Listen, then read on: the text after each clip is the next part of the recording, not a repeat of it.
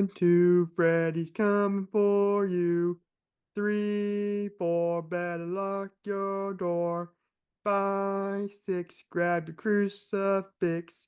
7, 8, better stay up late. 9, 10, never sleep again. Darkest greetings, horror, sci-fi, and Freddy Krueger fans.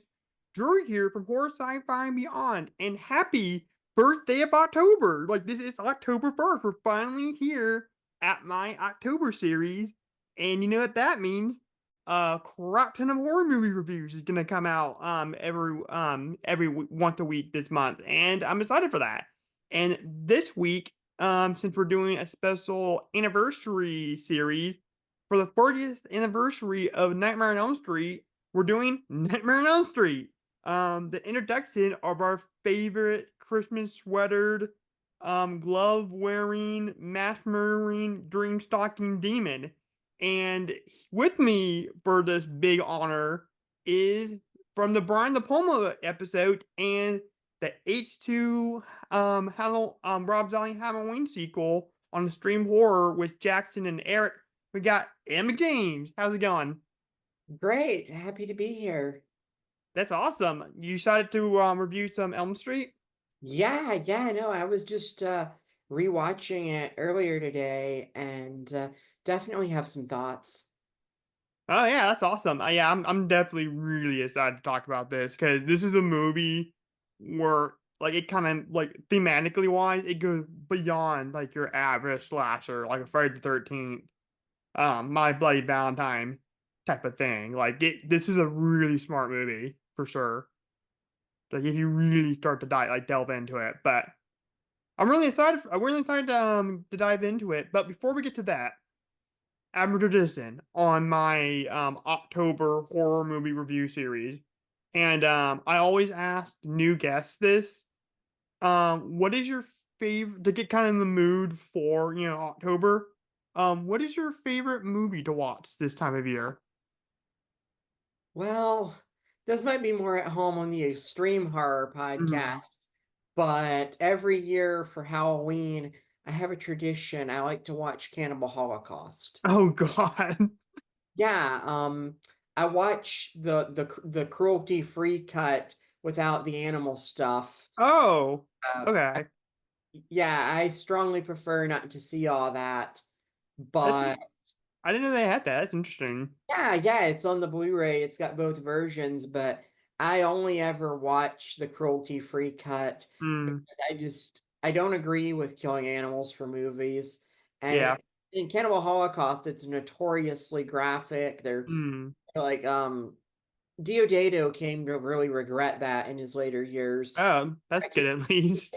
It was his idea, I believe, to have the alternate cut. That was his Mm. preferred version. So really, you're also honoring the filmmaker's wishes by watching the edited version. Yeah, for sure. I mean, you're kind of honoring the filmmaker's version when you watched Lucas's like altered version of Star Wars too. So there's that.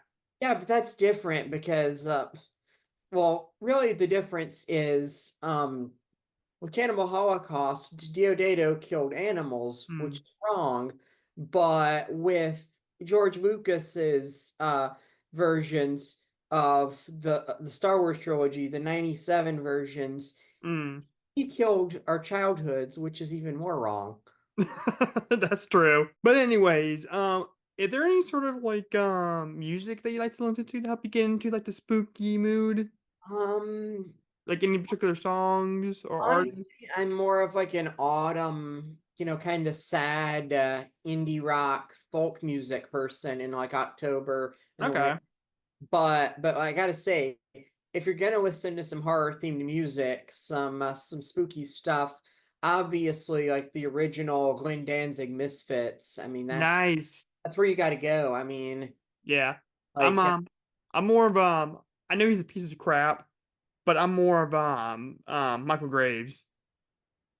yeah, I just can't, and it has nothing to do with him personally. I just Mm. never got into the grave stuff. Yeah. I like the old Danzig songs, the really dark humor. You Mm. got some Last Caress, you got Bullet.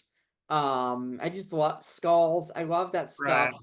It's like it's in such poor taste, but like in a knowingly campy way, almost like a John Waters film where you can't be mad at Yeah. it offensive because it's like so Mm. purposefully and gleefully offensive.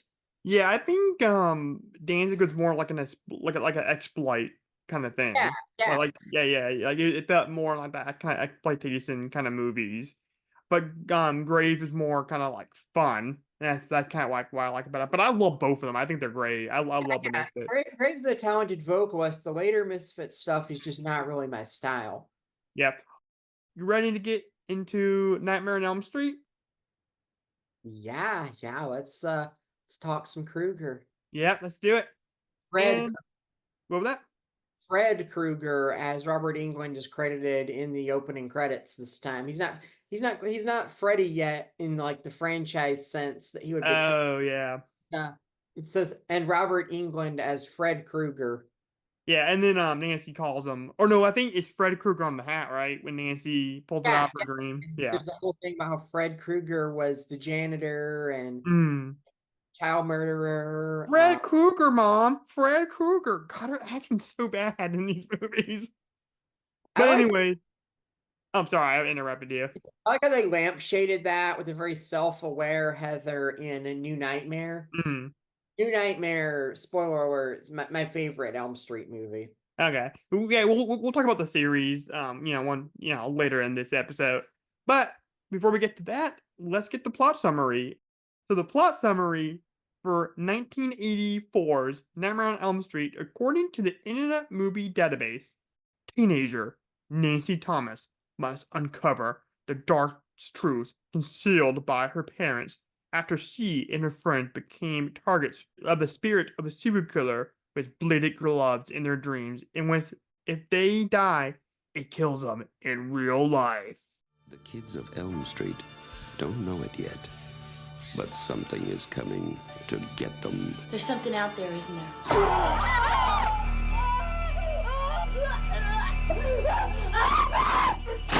You could just see cuts happening. What did that, Lieutenant? I don't know. What's the coroner got to say? He's in the John puking since he saw it. They're gonna kill me for sure. Did you do it? There was somebody else there. He was locked in a room with a girl who went in alive and came out in a rubber bag. No one knows where it came from or who it will visit next. Nancy? There's something wrong with you. You're imagining things. Nightmare on Elm Street. Do you believe in the boogeyman? No. Whatever you do, don't fall asleep. All right. So, what is your overall? Well, before we get to that, how did you find out about Elm Street? It was just always around, you know. I mean, it was by the 90s when I was a kid, it was just very like baked into like mainstream American movie lore. It was just already a very, very, very popular franchise, but not one that I actually really ever watched until a few years ago when I did a complete run through the series Mm, and really very hit and miss series, but the high points are very high and the low points are very low. yeah, for sure. I kind of found out about the similar way. It's just Freddy's just an icon, like Freddy, Jason, and Michael Myers, and some other people. Like these guys are just so iconic in horror that you cannot go in a costume shop and not see the mask and the costume and decorations. So, what is your overall thoughts about this movie and then the greater? I guess you already answered that, but the greater Elm Street franchise as a whole. So I don't think this film is perfect. I think you could pick apart a couple of some writing issues. Mm, The score is a little dated. But I mean, you gotta love it. It's so iconic. It's such a yeah. classic of mainstream American horror. You you Mm, you got to give it its flowers. It's Nightmare on Elm Street. It's a big deal, and it is a very entertaining movie with a lot more going on conceptually than the average slasher. I mean, Oh you've yeah, got absolutely. people being killed in their dreams, which nightmares, even the non-Freddy Krueger normal kind, are scary. Hmm. And you combine like you have the idea to let people actually be killed by their nightmares, be targeted by this malevolent supernatural force. That's something that hadn't been done before, to my knowledge, and very original concept by Wes Craven there. Very forward thinking and really changed Freddy Krueger as a character really changed horror. Right. Well, and I think unlike Michael Myers or I mean not really Jason, but like I mean kind of Jason, but Freddy especially was all about the effects. Like that's like part of the fun of this movie, the effects and to see what this guy can do because dreams are limitless. You can do anything in the dream world. And Robert England, I think Robert, with how much fun Robert England is having in these movies, it makes up for the fact that Freddy Krueger is a dirty, dirty child murderer, and he probably did something else to those kids. If you know, you know. I don't want to get into that side of the I read character. that in the original script they did go in that direction, but they Yeah, were more explicitly, but they were worried about how it might be perceived. yeah. So Well, okay. I'll just cut the cheese, or I'll just get to it. He was originally it was very heavily implied that he was going to be a child pedophile or a child molester, and I think there were some reports of that going on. Like there was like a big scandal at the time, and they just completely just cut it. yeah, because that was like during like the whole, or I'm not sure if it was the exact timing. It may Mm, have been a little bit before, but around the time in the 80s, like the Satanic Panic, like the Jordan, Minnesota hoax, like with yeah. the Albini made a song about, and there was just like really this big Who made a white. song? What's that? Who made a song? Steve Albini, band Big Black. The Never heard song of it. Soda. Yeah, it's a great song. It's about how there was this conspiracy, which to my knowledge ended up being proven actually not Mm. true. But in this little small town of Jordan, Minnesota, that kids were being like ritualistically like sexually abused Oh and wow. stuff. And Albini, I believe, at the time he wrote the song, he thought it was true, but it's a great song either way. I rest in Yeah, peace. send me a link to that for sure. I love Big Black. They were a fantastic band. I'm very sad that he died. That really Mm. affected me earlier this year. Yeah, yeah, definitely send me a link to that if you don't Yeah, mind. what's on their album Atomizer, which is a really great noise rock record, one of the Okay, best. cool.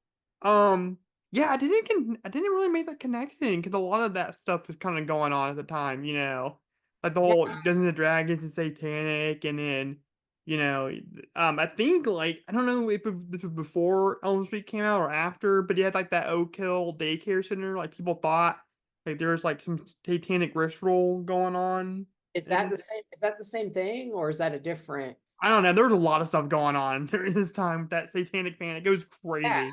absolutely. Yeah. Yeah. Yeah, and I'm really fascinated by that. And it's I kind of like oh, sorry.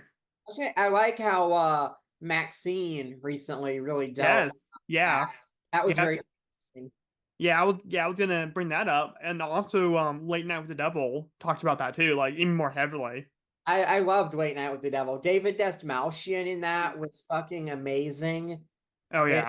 It's such a good movie. Like it's proof that you don't need a huge budget to Mm, make a great movie. And like maybe the effects could have been a little bit better, but you know mm, what?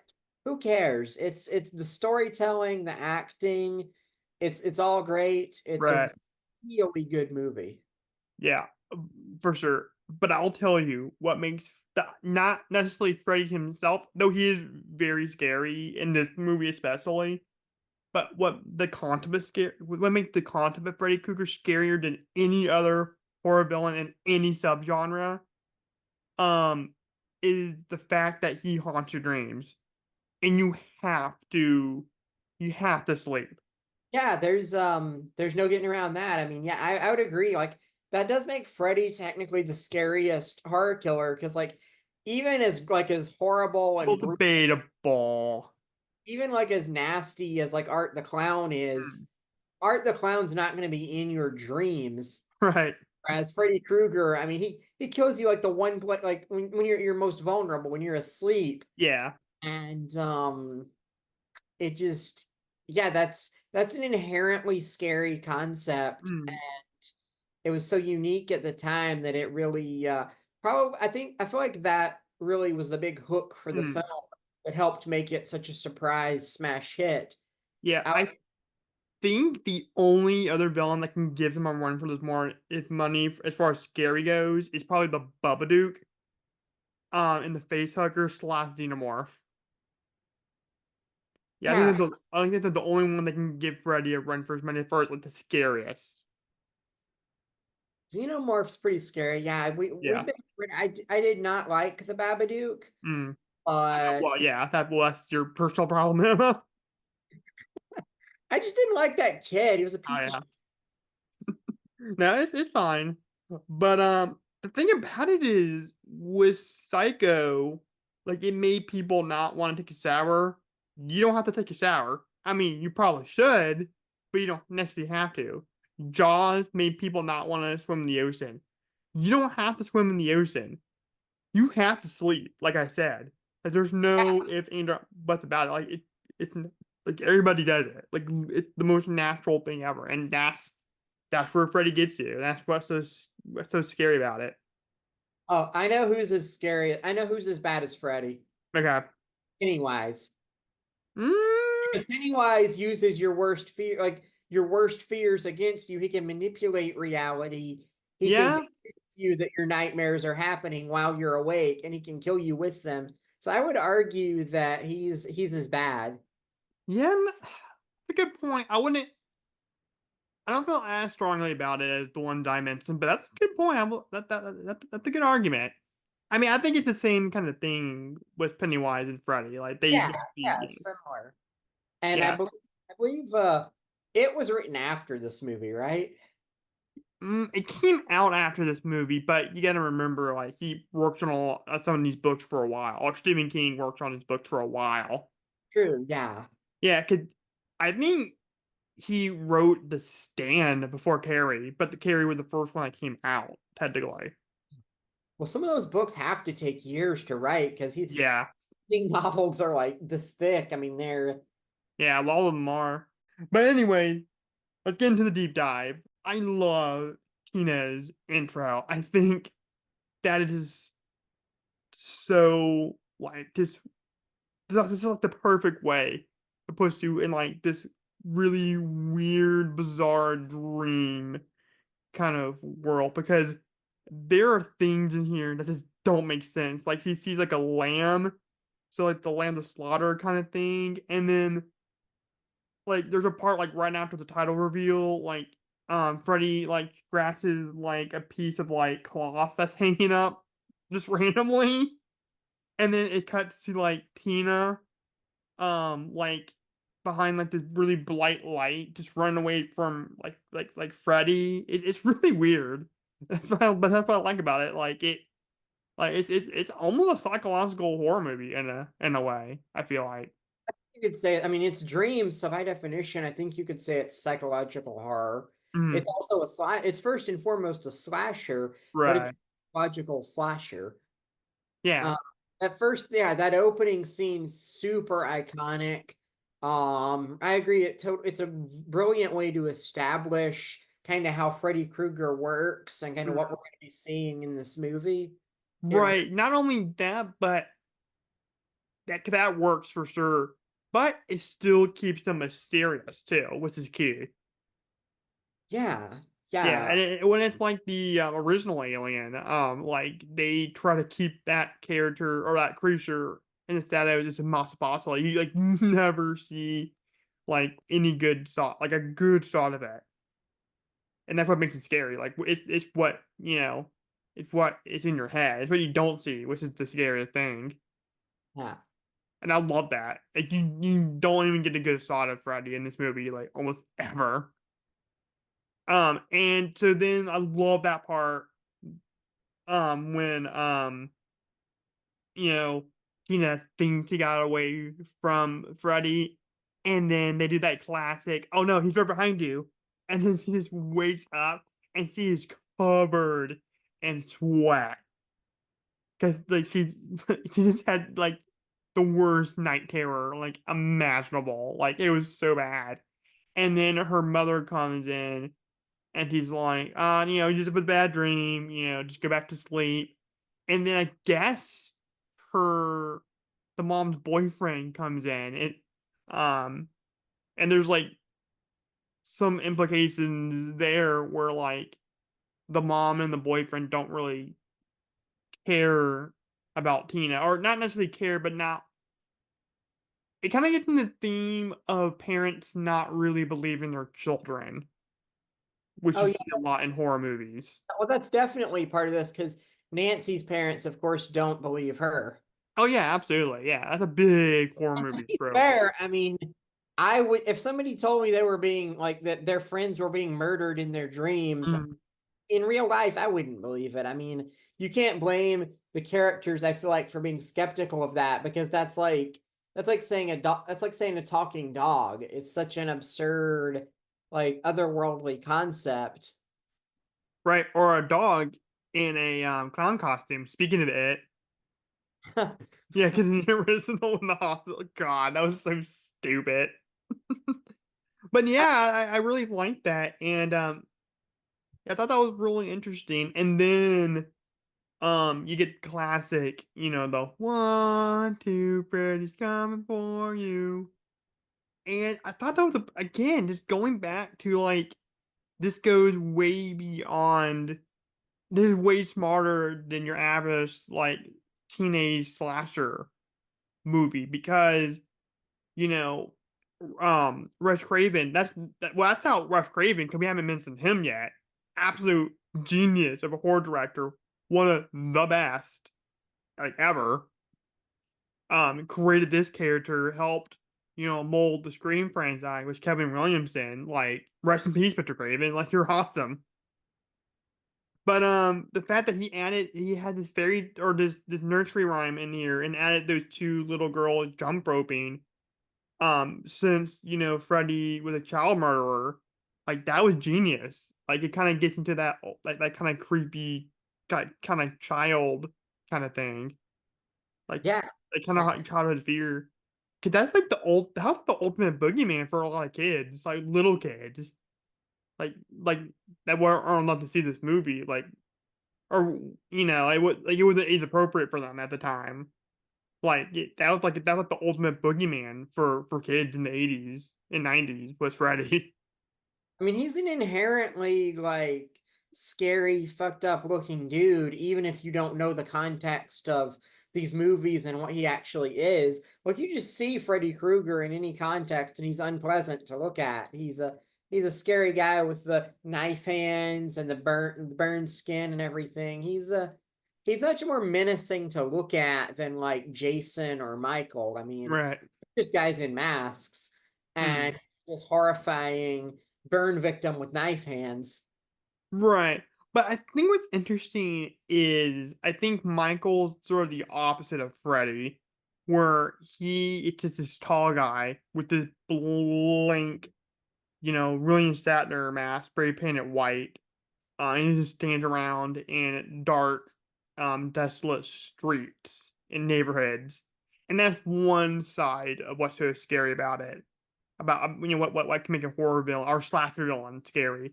I feel like not Jason, Freddy is like the opposite of it, where he enjoys terrorizing people.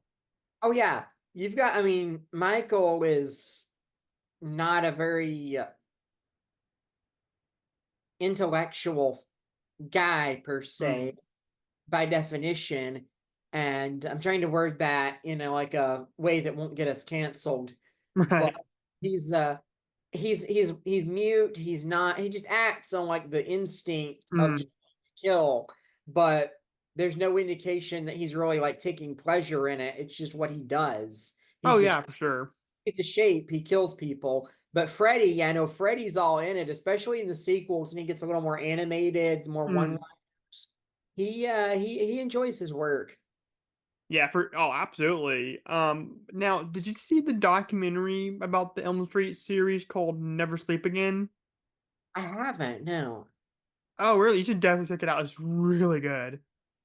Now I'll have to look for that. I Yeah, know there's oh, also a documentary, I'm assuming it's a different one, but about the very heavy gay subtext in Elm Street 2 yeah, Scream Queen. documentary. Yeah. Yeah, I have a friend who screened that at his film festival. Oh, nice. You know, along with like the actual Elm Street 2. Mm. Yeah, I need to watch that. But that movie, the second one, and I guess we'll kind of get to that a little bit later because we'll talk about some of the other Elm Street movies. That movie is fascinating. I'll just say that for right now. That movie is very fascinating.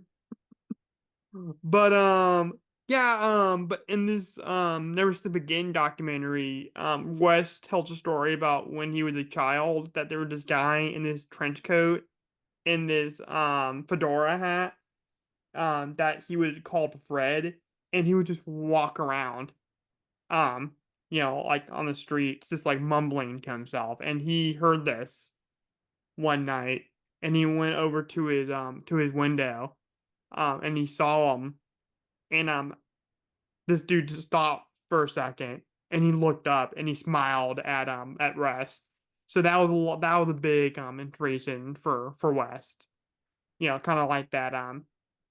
He just thought it was just so like just sick how he would just torture this kid just by simply like smiling at him, and that was something that never escaped West. Yeah, yeah, I haven't heard that, but yeah, that's interesting with the inspiration. Oh yeah, for sure. Um, Now let's talk about Johnny Depp. Now, before we get to that, I know he got into some trouble with his ex-wife Amber Heard, that whole situation. It was bad on both sides.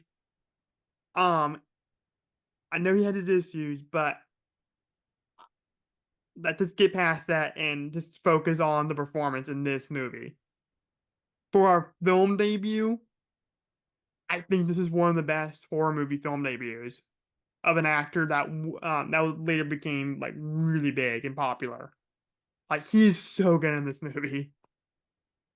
Well, I'm happy that you brought Johnny Depp up actually, because one thing that I noticed that in the opening credits that felt insane, like to look at nowadays, it says introducing Johnny Depp, Mm. his first film. And I just like that's like at the time that meant nothing, but now in hindsight of one of the most popular acting careers of all time, that's such a huge flex now to be able to say this movie introduced Johnny Depp. Yeah, it's awesome. Like, yeah, I mean, it's in line with the type of movie that he does, like just weird, like kind of horror fantasy type movies. And I would love to see an Elm Street movie directed by Tim Burton. That'd be so cool. I would definitely watch that. Going back to Depp, I think I mean, of course, this is not like Ed Wood level Johnny Depp or like Finding Neverland level of Johnny Depp, but you can definitely tell that he had a lot of charisma here. Absolutely, yeah. It's like the role doesn't require much, but he kind of elevates it with his performance. He's way more interesting than the other boyfriend guy, Tina's boyfriend. Yeah, well, originally Wes wanted the stereotypical like jock, like big muscle kind of guy, and he had a bunch of photos, like a bunch of headshots spread out on his desk, and he was kind of looking through them, and his daughter was with them, and she saw Johnny Depp, and she's like, "Dad, you gotta get Johnny Depp," and he was like, "Why Johnny Depp? He looks sickly," and then the daughter goes, "Oh, he's dreamy." I Yeah, actually did read that today. Yeah, yeah. I I think it works really well because he's not like some generic meathead jock. Glenn is kind of a more sensitive, thoughtful Mm. character, and that makes him more interesting, more likable, certainly, than Yeah, like yeah, yeah. the He's other just guy is just kind of a generic meathead. That guy, Rob, Tina's boyfriend, he's mm, not that interesting of a character, and Glenn is a lot different than like the standard horror girl boyfriend. right. Well, another thing about it is, like what you said, like he's very thoughtful and he's very kind and sweet. Kind of gives Nancy a little bit of a hard time, but at the end of the day, like he just wants to do the no pants dance with her. Like that the whole, and there's that one really funny part when he's hearing Tina and what's his face, her boyfriend having sex in the other room, and he's like, morality sucks. This is really funny. Um, I think his most iconic scene, other than him getting pulled under the bed, what we'll get to eventually, is the part when Nancy and Tina are talking to each other about their nightmares, and then Glenn's making fun of it, and it just cuts to him going woo. Like that's the most icon. That's just like his most iconic scene in that movie or moment in that movie for him. Like I love that. Like wow. Yeah, he apparently Johnny Depp was like having second thoughts about his acting career and was very like nervous about this Mm. performance, but he really made a career for himself with Mm. it. So he Yeah, well, he originally didn't uh want to go into acting. Like that wasn't an ambition of his. It was actually music. yeah. Well, Yeah, and he was in the band at the man. time.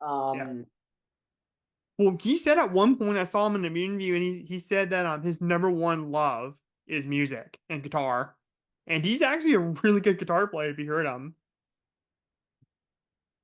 Like he has a lot of passion behind it. It's pretty amazing.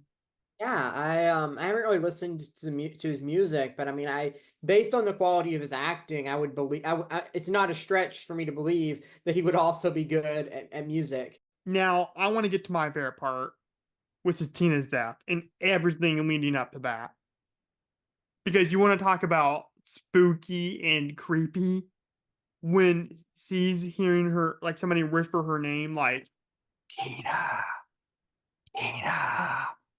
And then she goes out to this fog-filled street, and she sees Freddy freaking Krueger, like the silhouette shadow of him coming out behind a fence. Ooh, that is creepy, man. That is spooky. And then he's walking on that alley or that street with like his hand stretched out, and then it cuts to her going, "Oh my god!" And you get the classic line when he holds up his claw to his face, and he goes, "Now this is God." Yeah, Oh my god.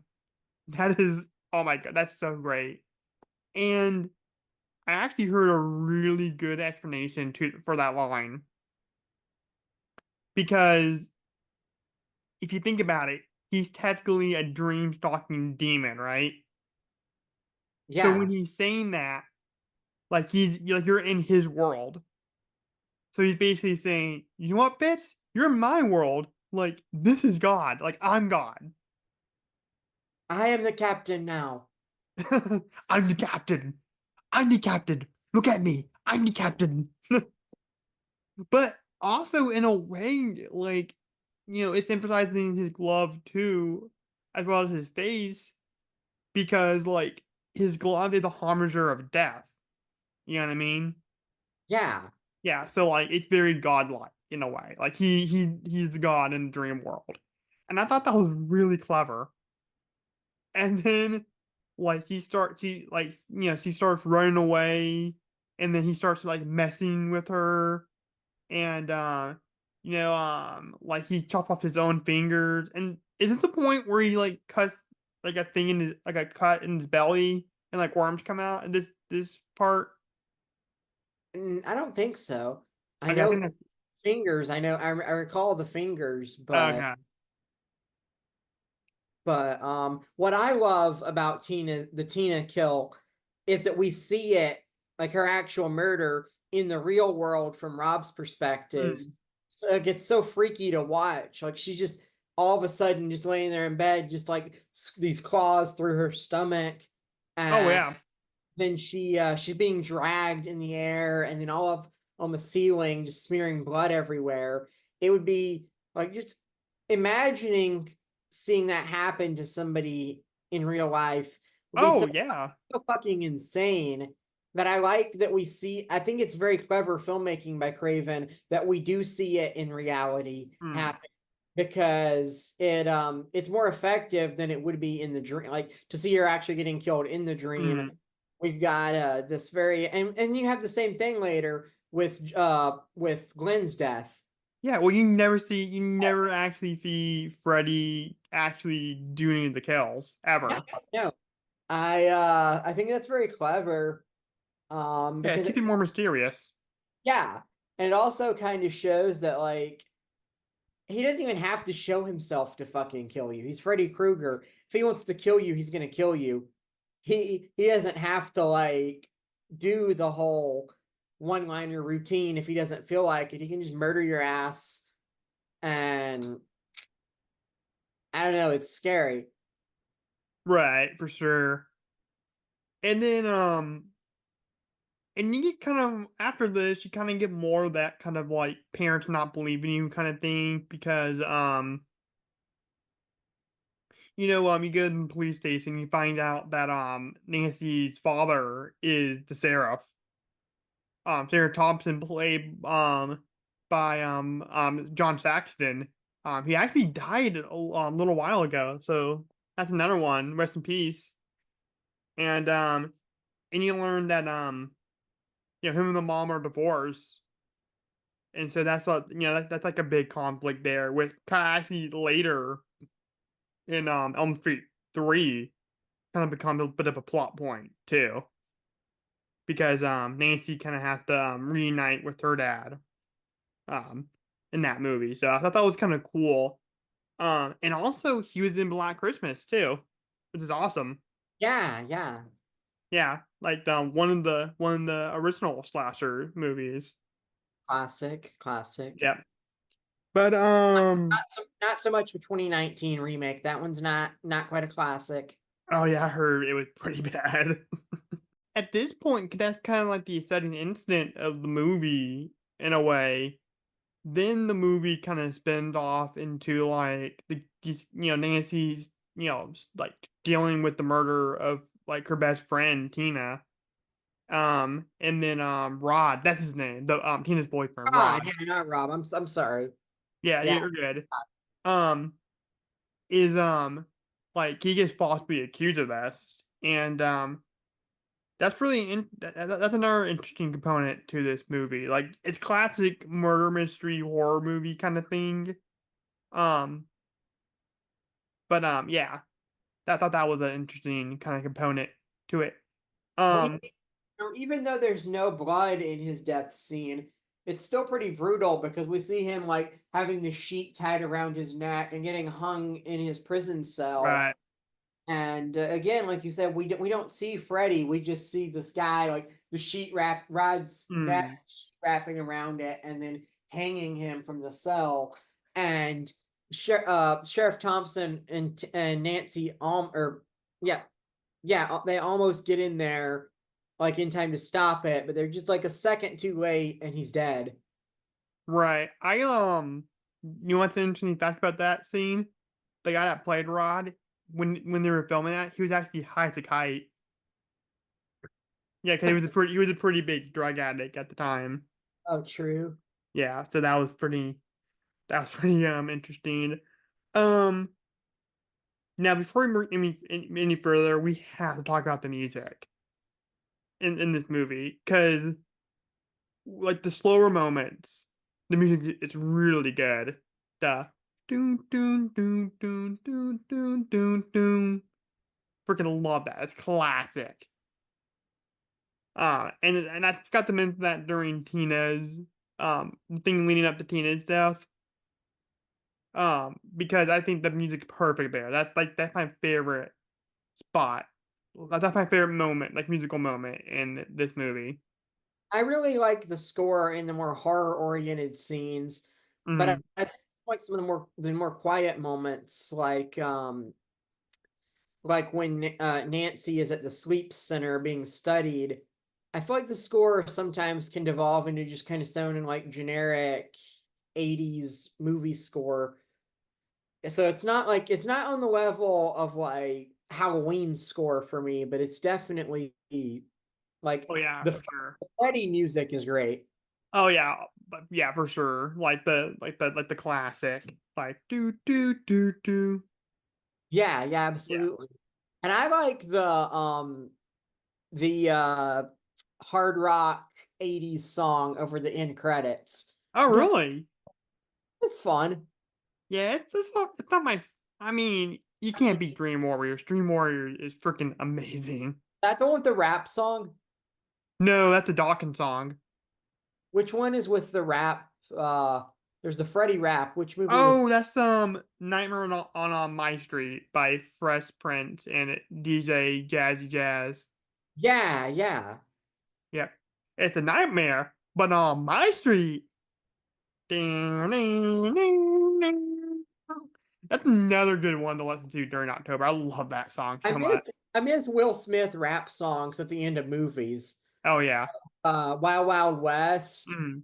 I Uh don't know that was that. I don't think that was at the end of any of the Elm Street movies. I just think he just wrote it because he was a fan, I guess.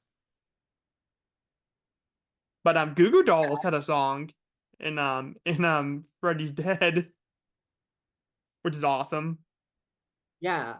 Let's talk about my favorite scene in the entire movie, which is the classroom scene.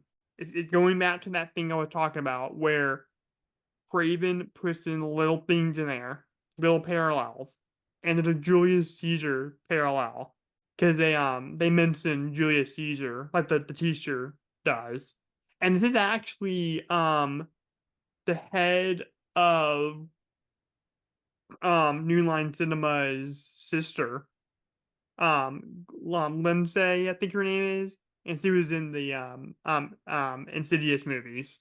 Yeah, she's in a lot of the Farley Brothers films. Oh, really? I didn't know that.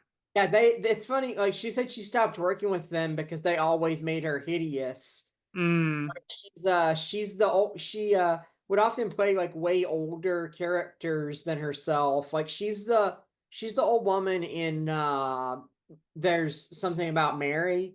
oh, okay. Yeah, and just like lots of makeup. And Interesting. um she I believe she was also the landlord that Woody Harrelson has to screw in Kingpin. Interesting. I did not know that. But yeah, so she's in this scene, which is really cool. And we'll talk about Robert Say here in a little bit. But I love the Julius Caesar parallel in this movie or in this scene because if you know anything about Roman history, Julius Caesar's best friend Brutus killed him, stabbed him in the back 3 times, and that's where that term comes from. And basically it led to the fall of Rome. Kind of like how the parents of Elm Street felt screwed over by the justice system and ended up burning Mr. Cougar, and that ended up him with them becoming the dream stalking demon that we know today. So Yeah, it's that that kind of, yeah, so it's kind of like that whole thing where like in this world, we may feel like there's injustices and we feel like we are, there's a call to action to it. But what we don't realize sometimes is like it causes us to be the monsters. You know what I mean? I have a problem with, and I'm not. I will qualify this by saying I'm not a legal expert, and Mm. I'm aware that there are like some unfortunate cases, like OJ got away with it, but everybody knows he did it. It was just a botched trial. But I find it hard to believe that a guy who killed 20 kids is just going to be let go scot free because of a Yes. botched search warrant. That feels that feels unrealistic. Like I don't know. That's a little sloppy. Yeah, I feel like mm, that's one of those things you really just gotta look past. Yeah, because you have to get to the parent lynch mob. You have to justify that somehow for them to like kill Fred Krueger. But so I get it. I just I find that implausible, I guess, legally. But like I Yeah, said, well, I think not that all, one. Yeah, I think it was one of those things where Craven didn't want to overcomplicate yeah, things at all. yeah, it's not a big deal. Yeah, yeah, it's really not. But yeah, and then that leads to you know Nancy going to the hallway. She sees Tina in a body bag being drugged. And I feel bad for Amanda Wise who plays Tina. Because in this scene especially, like she goes through the ringer, like she gets dragged in the body bag. She has like centipedes coming out of her freaking mouth. Earlier in the movie, she's being dragged all over the wall. It's wow. She goes Yeah, through it. yeah, But she apparently had like a crippling fear of insects too. ooh, yeah, that's real bad. Yeah. But and then you get the classic like Nancy sees Freddy in the hallway, and then she runs away, and then she bumps into somebody. She bumps into the hall monitor that has the Freddy, Yeah, and it's shirt. fucking Freddy. I love that so much. Yeah. I love it when the hall monitor is Freddy. So yeah, so at the end I like that classic Nancy, walked away after bumping into the hall monitor who's Freddy, and then I she love that. turns around. Like this girl is like Freddy. I love that. Yeah, yeah, and then she turns around, and then he holds up the Freddy glove. This guy has this hall monitor chick. He's like, "No running in the halls." Classic. Yeah, well, let's go back to Heather Langenkamp's terrible acting because when she bumped into this hall monitor, she says, "Where's your pass?" And then Heather Langenkamp, in her bad acting, goes, "Screw your pass." And I did a lot better than what she did, but the way she said it was terrible. Yeah, that's why I like that New Nightmare like lampshades that by making Heather Langenkamp the character. I Hmm. like bringing her into the meta aspect.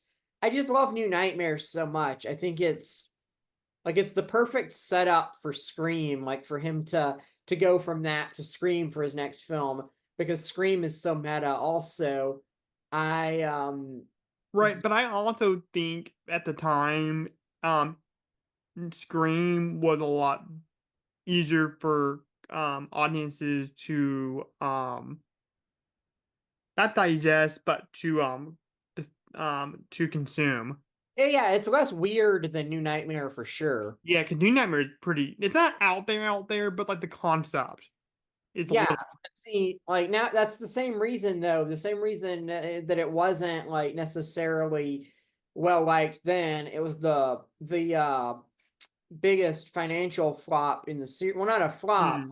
They all made like a profit, but it made the least money theatrically of any of the Nightmare films. Oh yeah, for Uh, sure. And but that's the same reason. The reason audiences were alienated by it then because it's weird and smart and satirical. It's the same reason it's a cult classic nowadays. right, for sure. Yeah, it just took a big swing. Um, so let's talk about Robert Shea in Moonlight Cinema because this guy was a pretty prominent figure in indie horror movies at the time. Because this it started out as from what I understand, like a distribution company for obscure horror movies. Like I think he like at one point helped like distribute like Evil Dead, and he did like Reefer Madness, and he had some minor hits like in the early '80s and late '70s. But then Nightmare on Elm Street came along. Like Wes just came up with the story, and the West is history. Like it became the house that Freddy built. Yeah, that's I was reading it was the film that saved New Line Cinema. Yeah, and then we ended up getting Lord of the Rings after that too. So that's awesome. And I love Lord of the Rings. It's my favorite trilogy of all time. Yeah, I mean it certainly the studio certainly grew in stature over the years from releasing like little B movies to then finally having like a big hit with Nightmare and then eventually making Lord of the Rings. Right. But They got Lord of the Rings because the things fell through with Weinstein and Miramax. yeah, for sure. Yeah, that's a whole history there with them trying to develop Lord of the Rings. But That's an episode itself. oh yeah, for sure. But yeah, that's just really interesting that this little indie studio like produced like the biggest like horror icon ever. Like people are like there are big Fred heads out there. Like it is crazy. And yeah, so I think that's kind of a cool thing. My favorite horror villain of all time comes from a tiny independent film at the time, Which too. Jigsaw. Oh, that's a good one to have. Saw was just like a little indie film, went to Sundance, James Wan's directorial debut, I believe, and then just became like this huge franchise that's still going on. And Yeah, a lot of horror movies now that I think about that do that. Like Evil Dead was like that. Terrifier Mm, was so low budget, and now they keep getting bigger with each movie, but right. doing it outside the studio system because the films are so violent that not even like the indie studios will touch them. Mm, So, but yeah. the guy has got to be making a killing off of these movies because I would imagine that a lot of this money is going back to the filmmakers. Mm, Films don't really have standard distribution, but they're screening in multiplexes and major theaters. So right. that'd be a pretty profitable way to go about it. Yeah, And there's certainly, a guy sitting in front of us, when we went to go see Aliens, or the new Alien that had a Terrifier shirt on. yeah, I know. Art the Clown is like I feel like he's the most iconic recent horror villain. Yeah, for this decade, for sure. Yeah, Him and the Grabber are pretty iconic yeah, from yeah. Oh, the the Black Phone. Black Phone was excellent. Really liked that. I like Scott Derrickson. Mhm. Now, we cannot ignore the fact that Roger Rabbit is in this film as the dream analyst, Charles Fleischer. That is amazing. And this, of course, was before Roger Rabbit, but Roger Rabbit is in this movie. Wow. Yeah. Yeah, wow, that's awesome. Yeah, well, I love the build. That's another one of my favorite scenes in this movie because I just love the build up to where he kind of like tells Miss Thompson, "Oh, she's in this stage of sleep. She's in this stage of sleep," and then everything's looking normal, and then like her brainwaves just go just all off kilter, and then I love Nancy just starts flipping around like she's Linda Blair from The Exorcist, and then she she wakes up. wakes up with a cut on her arm. Oh yeah, that, and then she pulls out the hat. Yeah, And yeah, and then that's when the next day she confronts her mother, and that's when we get the line, "Fred Cougar, Mom, Fred Cougar." And then I can't remember if it's this scene or the next scene when she's burning all the stuff. But at some point, the mom does tell Nancy the whole story with Freddy Cougar. few scenes like between that and the sleep doctor sequence. Okay. She pulls the like Freddy's knife hands out of the furnace. Oh, okay. Yeah, I can remember, but at some point, like shortly after the dream or the dream doctor scene, that's when the mom tells her that he was a child murderer and he was let go after the the trial and then parented the parents didn't like that and burned him to death. Yeah, what's interesting is Nancy's mom specifically says, "I killed Fred." Mm. And then I was reading that in the original script, it was a more extended version of this scene of like what happened, her telling the story of what happened to Fred Krueger. And apparently, when he was lit on fire, he didn't die immediately in the original script and was actually shot by Nancy's mom. Oh, wow. That was what killed, like, that was the coup de grace that killed Fred Krueger. What? So that's when she says, "I killed him." That's what it's referring to. Interesting. Um, but then, and then we have this part when she, like, you find out that Nancy buys a dream book, and then, him or her and, Glenn are on that bridge that clearly does not look like that bridge was in Ohio, because this movie takes place in Ohio, Springwood, Ohio. Like, it looks like it was, like, California or Florida or something. Which wasn't it shot in California? Yes. But, like, the other places, you can kind of believe it's Ohio, but this bridge particularly with all the palm trees and whatnot, Oh yeah, like, the famous Ohio palm trees. yeah. And I've been in Ohio. There ain't no palm trees there. I tried to find that bridge, but it was not there. But anyways, yeah, I just thought that was kind of funny. That actually kind of made me laugh a little bit. So Glenn breaks into Nancy's room, and then Nancy tells him that, like, no, I think I want to, like, go into the dream world and maybe try to, like, get some answers here, which doesn't end up working out. I think this is when Freddy cuts his stomach and the worms come out. I think it's this scene, I believe. Yeah, but I thought that was kind of interesting. They got into, like, REM sleep kind of thing. We can kind of like control your dreams. I thought that was real interesting. Like, that was an interesting thing that that they kind of threw in there. And I think maybe that might have been something that she read in her book, right? If I remember correctly. Yeah. Yeah. So that I thought that was kind of an interesting kind of thing to do there. And then so she gets attacked in this moment or in this dream. And then she gets all pissed off at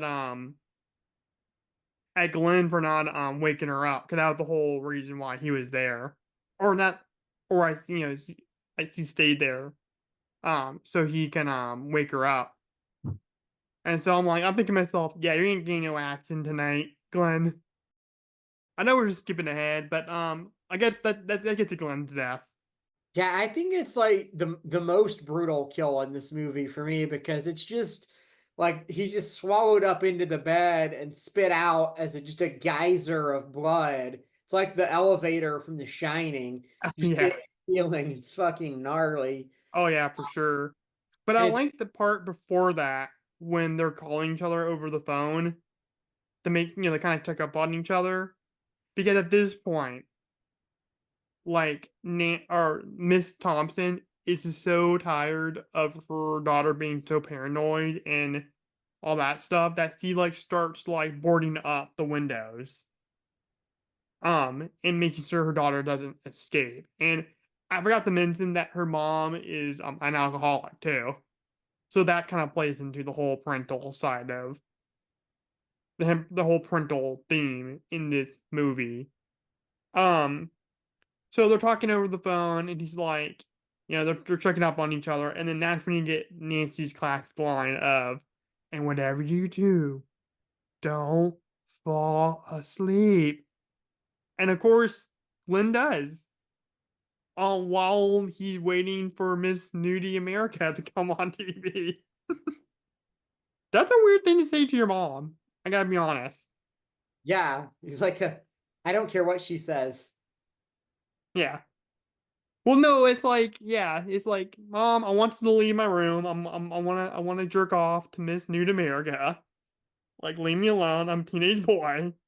Yeah, but she's like, his mom's like, "You won't hear anything or whatever." And he's like, "I don't care about hearing it." Yeah, exactly. Like, he doesn't. Like, he know why he's watching it. Yeah. But yeah, and then that's when he gets his death, which is awesome. He gets dragged under the bed, and there's just like an excessive amount of blood. Like you said, the Shining level Yeah, of blood, like that's Evil Dead level of blood. for me. That's the best kill. Then you get the whole chase thing with the classic chase scene, with booby traps with Nancy and Freddy. There's a thing that's involved like stairs at some point in this movie. I think that's earlier in the movie. I don't think it's at this point, but there's like sticky stairs. Yeah, and then he's down in the basement, and she lights him on fire. Oh yeah, and he didn't die. Yeah, but then, is it okay to skip ahead to like the end of the movie? Yeah, you can if you want to. So if I understood it correctly, this is all within a dream, right? Like she's not actually awake. It's that's the thing about it. It's hard to tell what's a dream at some points. Because Movies. at the end of the movie, Freddie drives off with her and the kids in the car, Hmm. and then we see the mom getting like grabbed from behind, but we don't see who's doing it. But to me, that just it makes me feel like the whole ending was a dream because Freddie's still alive, and I interpreted the climax as not being real. Yeah, I would think so. I would think so. But then I like going back to what you were saying where they're in the basement and then Freddy's burnt. Like see he if I remember correctly, this is the part when he chases her up into her room or to her mom's room. And then that's when Nancy like throws the covers over Freddy, and then Yeah, he lands on the bed. And it isn't the part when like the mom goes under the bed, like the corpse, like it's like part of the dream of the mom's corpse going into the bed. yeah. Yeah, that was pretty dark. That was really dark. Like you think like Tina being dragged in the hallway in the body bag was dark. Like this is just as dark and messed up. Cause like I said, it's just all mind games. That's Yeah. all it is. Oh, and we cannot forget another classic line that Freddy gives in this movie when it's right after Glenn's death when Nancy's trying to call him, and now forgot to mention the entire like throughout the second half of this movie, Nancy is just on a coffee binge at this point, like trying to stay awake. So she's like constantly in a half asleep, half awake state throughout the entire second half of this movie. So she's in the dream world when she's calling Glenn at this point. And then that's when Freddy says, I'm your boyfriend now, Nancy. And then like it pans down to the phone, and then that's where the mouth the tongue that licks her, which is very suggestive. And it kind of That goes back into that kind of idea of like Freddy being like this kind of sexual deviant. that scene makes me think of a certain famous phone call in a later Wes Craven film. Oh yeah, Scream. What's your favorite scary movie? Cruel 2. Um, I'm just kidding. big fan of the Stab franchise. Oh really? You like stabs? They're good movies. Yeah. Yeah, they're based off a true story, but all that happened. Yeah, Sidney Prescott. Yeah. She's a hottie though, I'm not gonna lie. I have a big crush on Cindy Prescott. But anyways, um, but I thought that was pretty gnarly. But that's actually pretty gross. Like Yeah, have a the tongue tongue like coming out of the phone is a lot. That's like, ew. now I do want to ask you a question. Going back to the whole child molestation part of Freddy, that's very much subtext throughout this entire franchise, except for the remake, unfortunately. Yeah, the But remake came right out and said it. yeah, it just comes right the fuck out and says it. But yeah, there's something very kind of sexually violating about Freddy. in England talked about this in the documentary Never Sleep Again. He says, he's in those girls' bedrooms, like stalking them in their dreams. Yeah, I would say that it certainly is like a very inherently sexualized thing. Mm. Freddie being in these girls' dreams and like bedrooms, well, the guys too, but just being in Yeah, people's. well, it's very self-evident. It's very evident in two Oh that yeah, yeah, he has a little thing for the fellas. yeah, Freddie just a freak in general, Yeah. but Um, yeah, he don't give a fuck. but But yeah, there is a very like sexualized undercurrent to that. Because your dreams are where you're supposed to, like, you're the most vulnerable. You're mm, asleep, and then here's this guy violating that. yeah, he is a very disgusting character, and it's funny, and we can get into this part of the character. They market this guy to kids. They had Freddy board game. There's like a 1-800 number Oh wow. was given the fact that his history is dubious. There's a Freddy doll that kids slept with. There's a Freddy TV show, and I mean, Freddy was everywhere, man. He was like Elvira. Like as far as like horror characters that were marketed really heavily in the 80s, like you can't get more popular and more famous and iconic than Freddy and Elvira. Like those two characters were everywhere in the 80s. I think Cassandra is a little easier on the eyes. Oh, yeah, for sure. Fred. I know what you mean. I know what you mean, Emma. But yeah, I just think that was just so interesting. And the 80s was just full of that. Like so many rated R franchises had to kill children's toy. Like Aliens, Rambo, Police Academy. They had a fucking Gremlins. Saturday morning cartoon series for Toxic Avenger, Yes. which is Yeah. like like I don't know if it even is rated, but that's like an X level rated movie, and so violent and like tasteless, just classic trauma, like the Mm. ultimate trauma film. And even that got like a children's Saturday morning cartoon series, Yeah, which is very which in- has a cult following of its own. anyways, Emma, with that being said, that was our journey through Elm Street. And let's get to favorite part and least favorite part. And we'll start with you since you're the guest. What is your favorite part of this movie? Um, gosh, I hate to say the ending because I mean it's like it's kind of a cop out to pick the ending of a movie as the best part. Mm. But I love that reveal that we're presumably still in a dream. Like it's just with the Freddy car and the mom getting pulled back in the house. It feels very dark, very spirited. It feels like the movie is like, okay, fuck your happy ending. And apparently Wes Craven actually hated that. He Yeah. wanted a genuinely happy ending, but the producers were like, no, we need to be able to bring Freddy back for sequels. Oh I got no, that was all over that documentary. That was a gotta say, big. I for sure for me, it's gotta be this ending. I love this ending.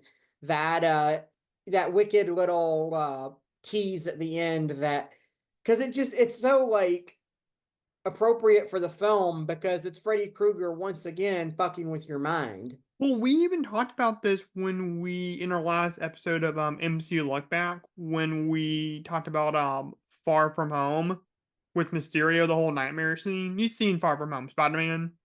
Oh yeah, I love that. I love the Tom Holland Spider-Man movies. Yeah, when like Mysterio's messing with them, and then you think it's over, because Nick Fury shoots him, and then Peter starts hugging Nick Fury, and then Fury's like, "You're so gullible," and then it keeps going on. It's like that kind of thing. And Jackson's mentioning like that's scary, man. Like 'cause you don't know what's real and what's fake at that point. Yeah. Like something that can mess with your mind like that. Like that is it's real scary. It's like drugs, essentially. like you're hallucinating if it's drugs, like LSD. Like and that's probably don't do drugs at all. That shit scares me. Yeah, I know. I could never go for like one of those psychological drugs. That doesn't sound like a fun recreational thing to me. That sounds terrifying. Oh yeah, for sure. Um, but yeah, as far as like Russ not being a big fan of this ending, that was a big point in the documentary. Um, because yeah, you got to think about like Rich Roberts say he's a producer of this and he's the head of the studio. He wants to make more Elm Street movies if this is successful. Um, and so like to tease a sequel, yeah, like that for him, that would make more sense for him. But for Wes, it would make more sense to him because he's an artist. You know what I mean? Yeah. Yeah, like because Wes does not really like a lot of the sequels. Like he thought where it went. He didn't really like where the franchise went from this. Yeah, no, I agree with him. I don't like most of the sequels.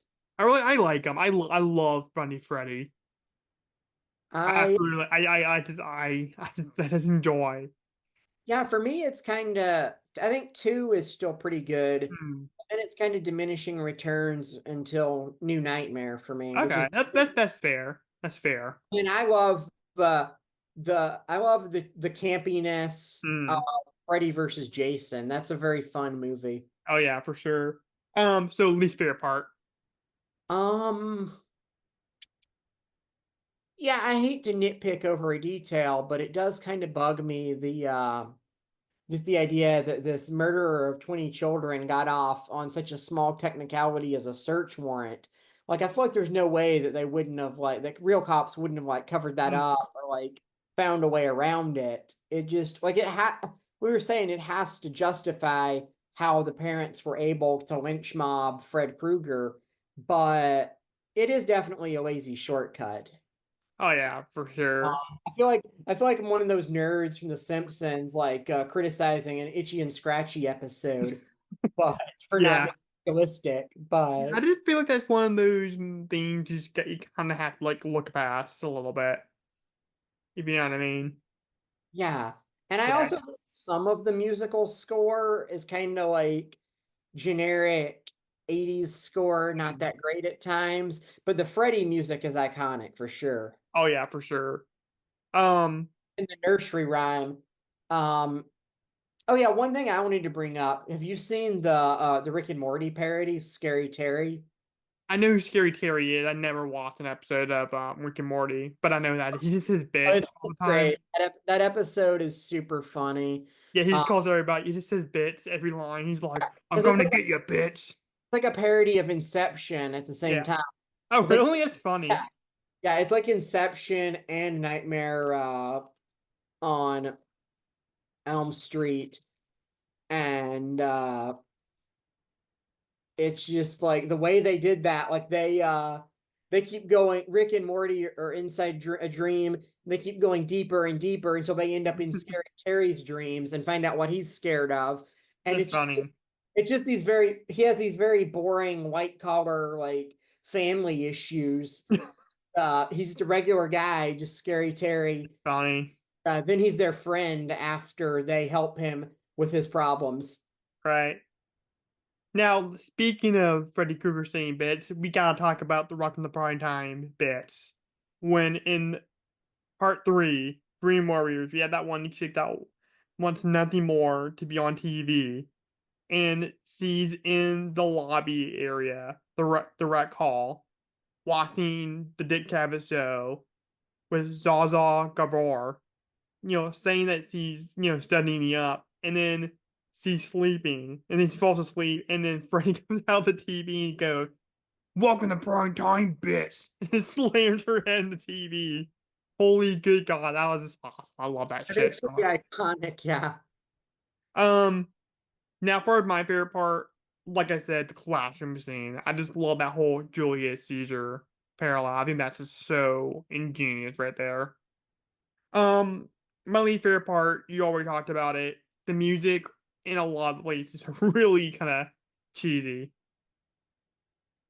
Yeah, Yeah, and then let's go to favorite kill. gotta be Glenn. It's just so like just the torrent of blood. I like that a lot. That's really disturbing. Right, that's like that's that. I mean, you're not wrong there. That's probably one of the more iconic ones in the whole series. It's also very abrupt. Like he just gets sucked into the bed and immediately spit out as blood. Yeah, well, it's more again. It is more of that mind games kind of thing that Freddy's doing. Yeah.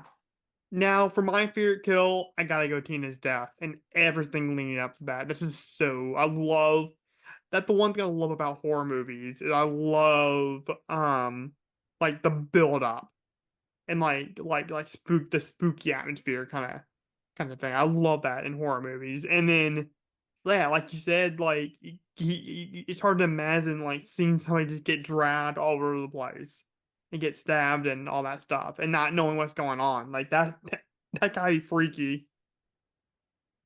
Um, but let's get to scores. What would you give this out of 5 for filmmaking? Um. Hmm. Do we do half stars? Yeah, you can. 3.5. Okay. Any reason why? I feel like the pacing in the middle of the film, when there's not as much Freddy, there's not as much violence. I do think it drags a bit at times. It's not Right. a perfectly paced film. Um, and but yeah, I mean, it's certainly on my personal scale, taking all factors into account, I would rate it an 8 out of 10 because of its importance. Also, Right. but yeah, 3.5. Maybe we could go 4. I mean, it's for sure. It's a lot more of a 4 than a 3. 3 is way too low. Yeah. It's not Well, you 3. gotta choose, Emma. 3.5 or 4. Okay, we'll do 4. We'll do Okay, 4. 4. It's the introduction of Fred Krueger. It's a 4. Right. And what about thematic score? Like the theme of the movie. Definitely a 4. Oh, I really? Yeah, I really think it would, like what you were saying earlier, it's very clever, very creative to have like people like the ability for somebody to kill you in your dreams Hmm. is like that's so much scarier than like your average slasher movie. Cause like Michael Myers is not real, Jason isn't real, but nightmares are real. Oh, And yeah. as far as we know, like nobody's ever been killed by a nightmare. Mm. Nobody's ever had a real Fred Krueger experience. But Well, the idea of it is terrifying. I forgot to mention this up top, but this was inspired by a true story, somewhat. There was this kid who was having a lot of nightmares, and it was so weird to him that he would not want to go to sleep, and he would just like almost like Nancy, just drink like caffeine endlessly, and then his parents went up to his room, saw Mr. Coffee maker in his room, and his their son like is dead on his bed. So yeah, you can't. They're not going to be like a dream stalking demon, but the fact that people can have like these really scary dreams where they just don't want to go to sleep, like sleep paralysis, is a thing. Oh God. Yeah, no, I unfortunately have sleep paralysis somewhat frequently. It's horrible. Yeah, it's It's not like this. It's not the one where you like see like scary stuff, right? um for me it kind of varies. It's for sure Yeah.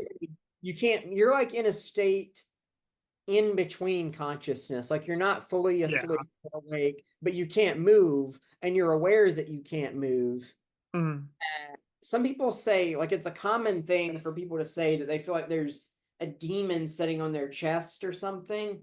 I've never had that particular Mm. experience, but for me, one thing that happens a lot in those sleep paralysis moments is what's called a false awakening, where Uh, I'm I imagine that I'm getting out of bed, but I'm really not. That's freaky. I will I'll like it'll be exactly like things are normal. Like I'm just getting up, just getting out of Like bed. in the Nightmare on Elm Street movie. And I realize like, oh fuck, I'm still stuck here in Yeah. this can't move. Yeah, like in the Nightmare on Elm Street movie. Like in the dream world, Yeah. characters can like walk around, but they're whatever. But in the real world, they're sleeping when whatever like that they're sleeping at. Um, yeah, I've had it a few times before, and I haven't really seen anything too scary. It's just me in my bed, and I'm like I said, I'm in that half awake, half sleeping kind of There's state. there's a really interesting documentary about night terrors and sleep paralysis. Oh, the nightmare. Nightmare by Rodney Asher. Yeah. Yeah, he did that Shining documentary, which is Yeah, Room 237. yeah, for sure. But that's a whole different topic. We can have a 5 hour conversation about the Shining theories. True. But now for my scores, I'm gonna give filmmaking a 4. Like I said, for a low budget movie such as this, it's damn impressive how they were able to do some of these shots and just the creativity, like especially like Tina being dragged everywhere. They did that Fred Astaire thing when they built the rotating room and like dragged Amanda Weiss everywhere. And then they used that same set actually for Glenn's death, but they just flipped it right side up. No, they flipped it upside down, I think. Yeah, And then they yeah, like reversed it. No, I think they no, yeah, I think they flipped it upside down and then they yeah. That's yeah, that's what I reversed they reversed it in post. Typical effects, the gore, everything, Freddy's makeup, terrific. Right. But yeah, so I'll give it a 4. For thematic score, I'm gonna give it a 5. But leads it to a 9, and putting our two overall scores into the average calculator, it comes out for the official horror sci-fi and beyond score as a 8.5. That's not bad. That's not bad. So Right. before we wrap this video up with my outro, do you mind if I give you my quick idea for my own Elm Street movie that I've been cooking up for a couple of years? Yeah, yeah, sure. Love to hear it. Okay. So like we said, unlike Michael Myers and Jason, Freddy is all about the special effects because he's this dream demon that just does all this crazy stuff in your dreams. And this, the imagination, all the effects, it's all about the effects. I want to go back to more of the primal, more of like the psychological. Do it like David Fincher's Seven, and you never see Freddy Krueger actually kill anybody. He's just, and so it's gonna be all police procedural to a certain point, and I'll get to that here in a second. So it'd be like the two detectives, like Morgan Freeman and Brad Pitt in Seven, like I said. Yeah, I was thinking 7. So they're going around and and it's a complete investigation thing. But here's the kicker. At each one, written in the victim's blood, is one part of the nursery rhyme, the 1, 2, Freddy coming for you. So it'll be 5 murders. And so my idea is one of the police detective, or I guess it will switch over about who gets to read it. But one of them reads it, and every time they read it, Freddy Krueger gets more and more powerful. So each murder will be more horrific. So like the first one would be like, oh, the person's belly just got slashed. The second one would be more, horrific. Maybe like, his face got smashed in like the wall or something like classic Freddy Krueger. And it just gets worse and worse.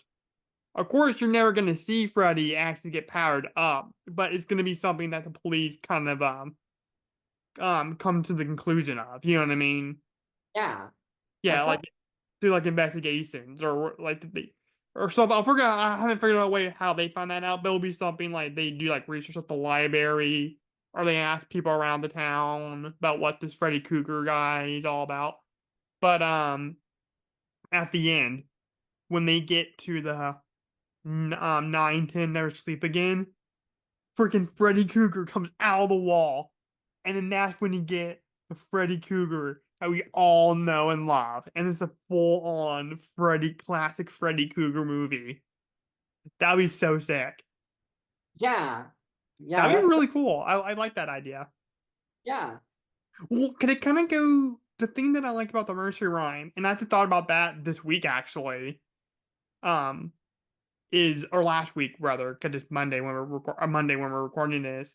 I thought of this idea of you have to, in order for Freddy Krueger to survive, you have to believe in him. He feeds off your fear of it. In your awareness of him. Yeah. And if you're not scared of him, then he has no power over you. And so it kind of goes back to that. It kind of goes back to Pennywise, like we just talked about, and it goes back to Candyman. Candyman is like very much of that.